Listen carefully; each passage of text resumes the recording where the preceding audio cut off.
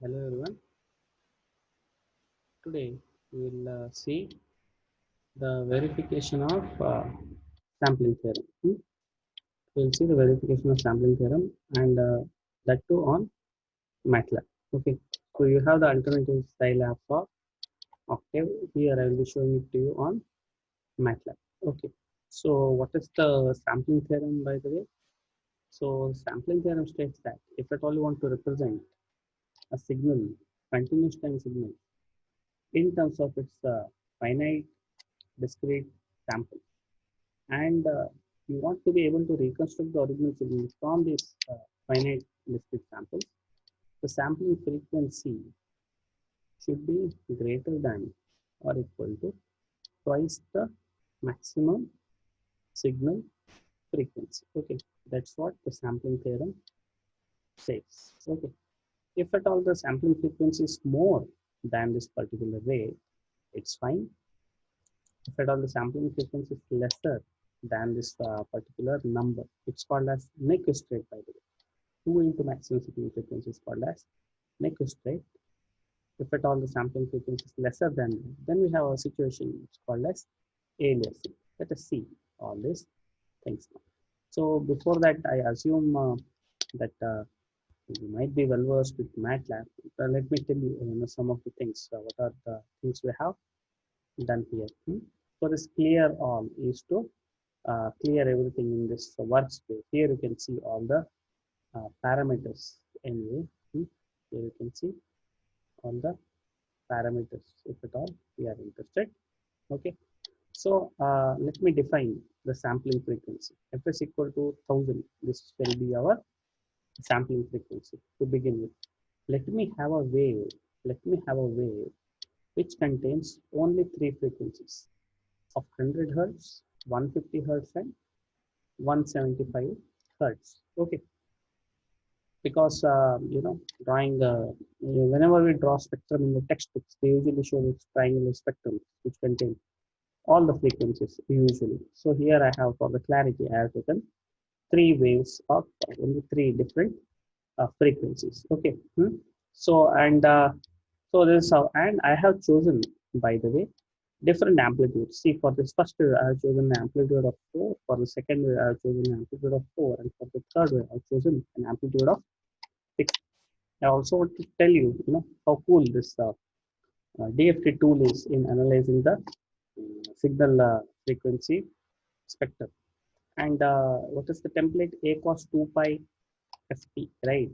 So since this is discrete, I have taken the instances from 0 to 1 in spacing of 1 divided by fs. That's my t, right? At time period, it's same as 1 by fs. That's my sampling. 1 by fs is my sampling period. So this is my wave. So this here is my wave that I'm going to create. I'm simply going to add this. So, and now let me try and plot this particular thing. Now see here, I will just plot this particular thing by selecting the lines, each and everything. I want to show you three cases: oversampling, undersampling, and the Nyquist rate sampling. Okay, so once again, let me ask you, what is that sampling theorem? What does it say? Sampling frequency shall be twice the maximum signal frequency. So what is the maximum signal frequency here? So first frequency is 100, second one is 150, third one is 175.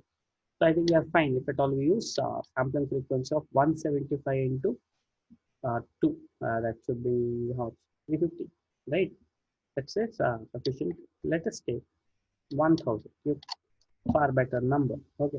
So as I told you, oversampling doesn't hurt. Using a sampling frequency more than twice the maximum signal frequency is still fine. Okay, we do not have any issues there. Okay, so let us have this execution. Let me just plot the Fourier transform of this, right? The DFT. So what I do is, by the way, so now I told you this is my declaration of the sampling frequency initialization.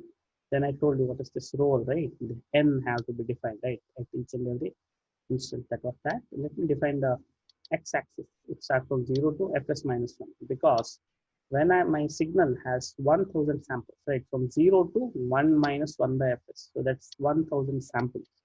I will keep it simple and let me take 1000 um, point f50. Okay, just for the clarity, let me take 1000 point f50 itself. Okay, so I have defined my x-axis and there.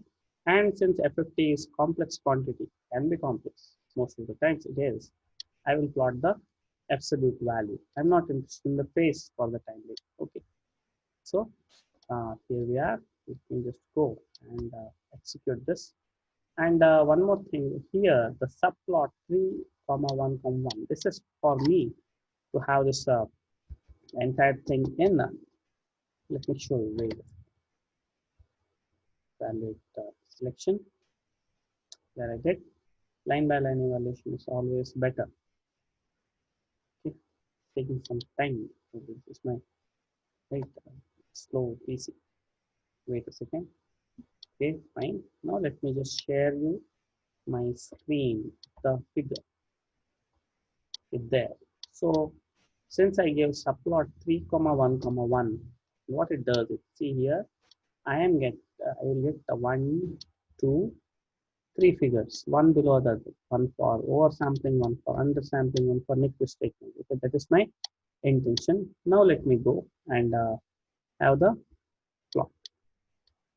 See, let me bring you here back and the next line. Now here, see, now I'll plot the absolute. And here we are, just plotted. And let me name it. See, name the thing. Now let me take you to the figure. Let's just try and understand what just happened. So, do you remember the frequencies what we had? We had a frequency at 100, frequency at 150, and a frequency at 175. The amplitudes of the first and the second one, right? The amplitudes at 100 and 150, they were same, right? It's clearly depicted here. Both of them are having same amplitude, and the amplitude of one more wave was 6, right? 4, 4, and 6. You can see the ratio here. This is somewhere around 2000, and this one might be somewhere around 3000. So, one thing is for sure, if at all there is this wave, you don't know which all frequency components are there in a continuous time domain wave, not continuous, sorry, discrete wave only, but which has so many frequency components. We take the DFT and it should be fine. See here, the location is clearly revealing the frequency components 100, 150, and 200. I hope that's clear. Okay. Now coming back to the thing, problem at hand. Uh, what is happening here? What is happening here? So basically, let me go to the whiteboard and tell you how does a typical sampling work. So what do they say? So you usually happen to have signal with certain spectrum, right? Have a signal with certain uh, spectrum. Okay, sharing the whiteboard with you. Then if at all you happen to sample it, okay, say the signal has maximum signal frequency, say FM. I will not draw the axis and all because it's taking a lot of time for me to use this board. Now when you sample this particular thing, what happens is the original spectrum remains intact, don't know. The same spectrum replicates. The same spectrum replicates at Fs, then 2Fs, 3Fs, and so on infinitely on the right side. 0, the original spectrum will remain, minus Fs,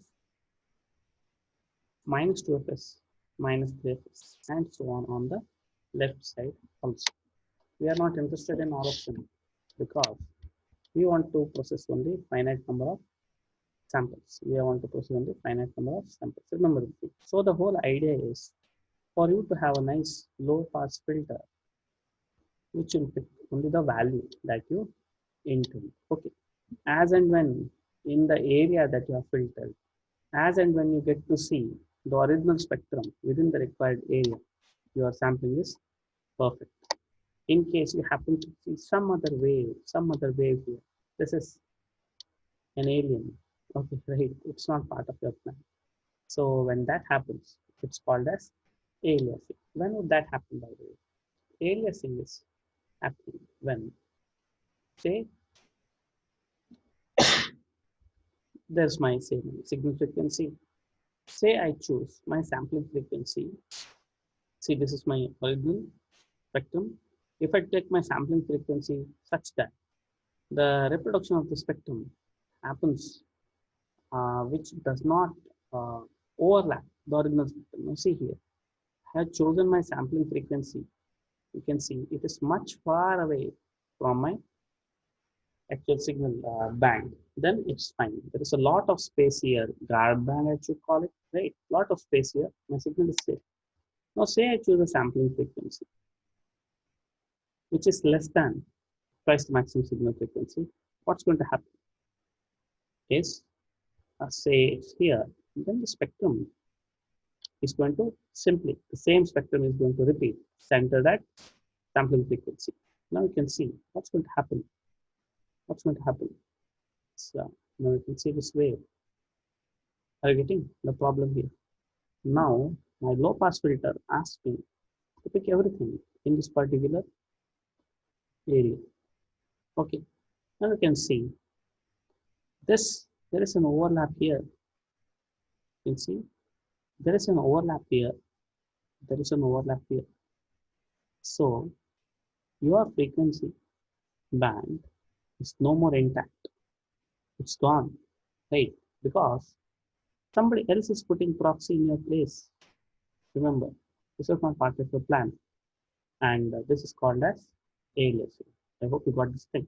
Now let us go back to what is actually happening in our screen here. Okay. So now in this particular screen, what you see, since there were 1000 samples and I simply took the default F50, it was a 1000 point F50. So after n by 2, after 500, the same spectrum repeats. So I'm not interested in this part maybe. Let us see this here. So you can see here I'm showing only the original spectrum. Original spectrum can be seen here clearly. An impulse at 100, an impulse at 150, and an impulse at 200, 175. Okay, that's fine. It's over sampling. So no new alien values, right? We knew the original signal had 3 frequencies. Now the signal, the sample one also has 3 signals. Now let us go back to the program. Okay. Now the second case. Now, just out of curiosity, let me have sampling frequency as that of the Nyquist rate, that is 350.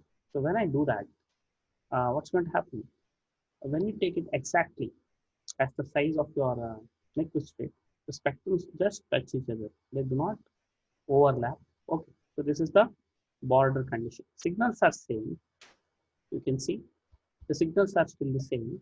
Only thing is I have taken the sampling frequency equal to twice the maximum signal frequency, 175 into 2. Okay, now let me just run this. There we go. Value selection. So yes, value selection, and hopefully the graph is here.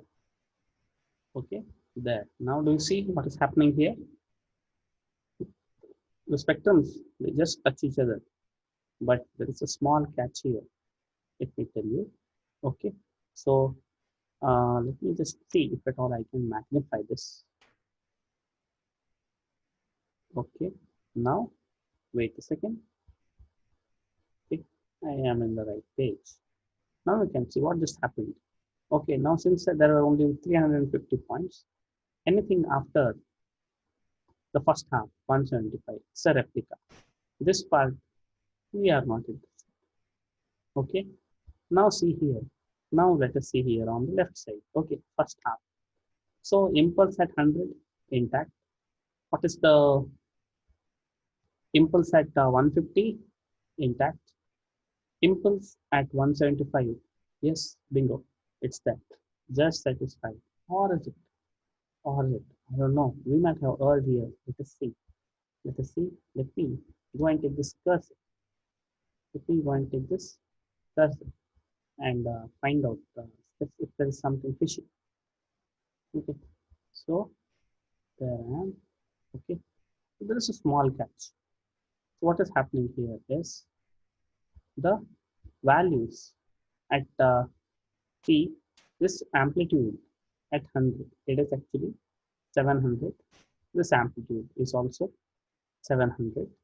So compared to that ratio, you can see here in this particular graph, the amplitudes were at 2000 and this one was at 3000. Okay, so there was this ratio of 4:6.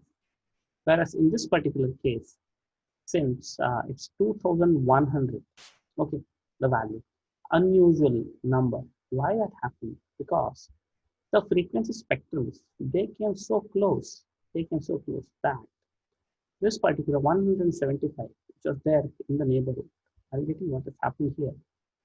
So the values in the neighborhood, like there was a spectrum, and since f is equal to twice the maximum signal frequency, it just touched, and the impulses at the edge simply got added up. Okay, so sampling frequency should be greater than, equal to is a problem. Equal to is a problem unless there is a smaller amplitude. Okay, almost there, but then there is a catch here. This signal frequency intact, this signal frequency intact.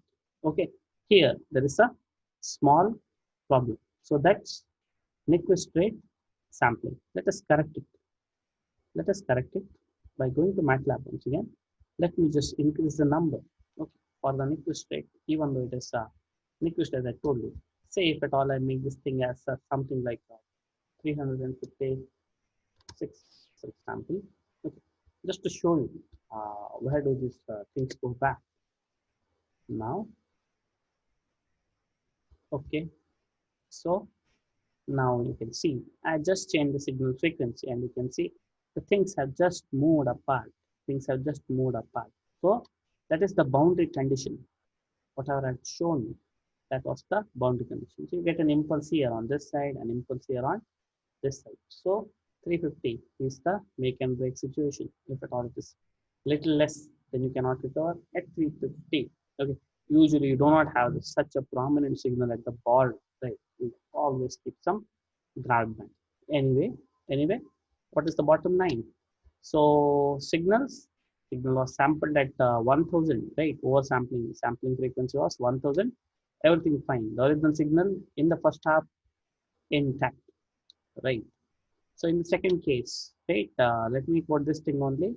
The signal intact in the first half at 350. Almost we missed it. Okay, almost I don't know. Let me call it perfect reconstruction only. Now let us go back to the worst case. How things can go wrong. Now let me take a frequency 220.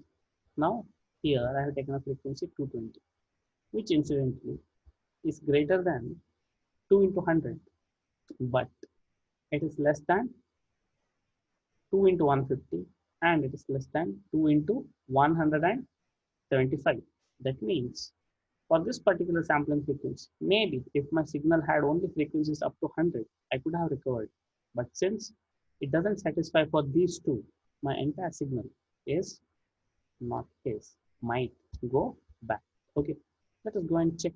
Let us go and check. Let me just execute this. Let me just execute this. Or let me take a number, something like 300. Let me take a number, something like 320. So this 320 is greater than 2 into 100, which is 200, 2 into 150, which is 300. So maybe these two signals can be recovered, but in the band of interest. What is the band of interest?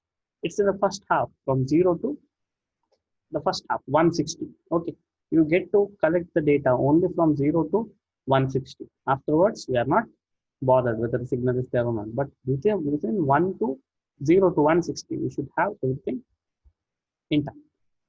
Let us go. And I think I did execute that, or I don't know. Let me once again do that. Okay. Now there we are. Sampling frequency of 320, let me tell you, is less than 175 into 2. So that's the case of undersampling.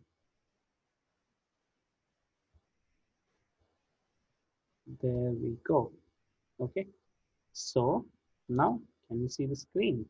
So here you can see. Now we are supposed to see only from 0 to 5 in the first half. So 350. Sorry, what was that number? 320. That was the sampling frequency I chose. So I was supposed to pick the values only till 160. Okay.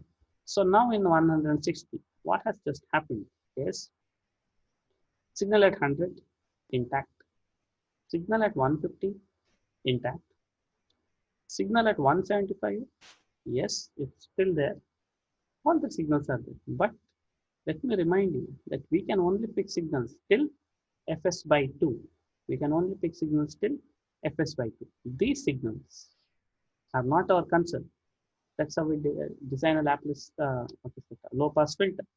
Only from 0 to Fs by 2. Okay.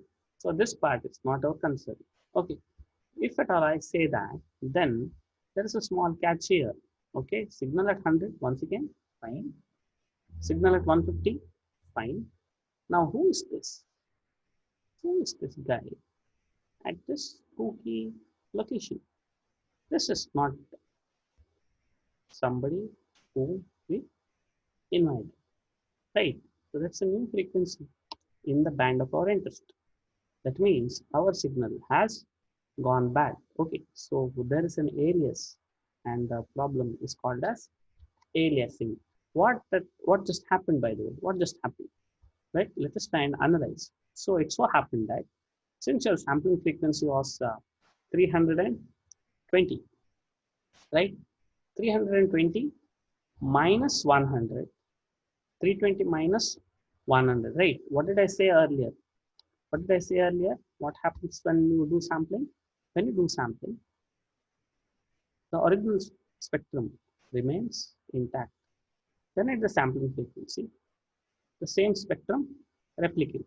If I say this is Fm, this is Fs plus Fm,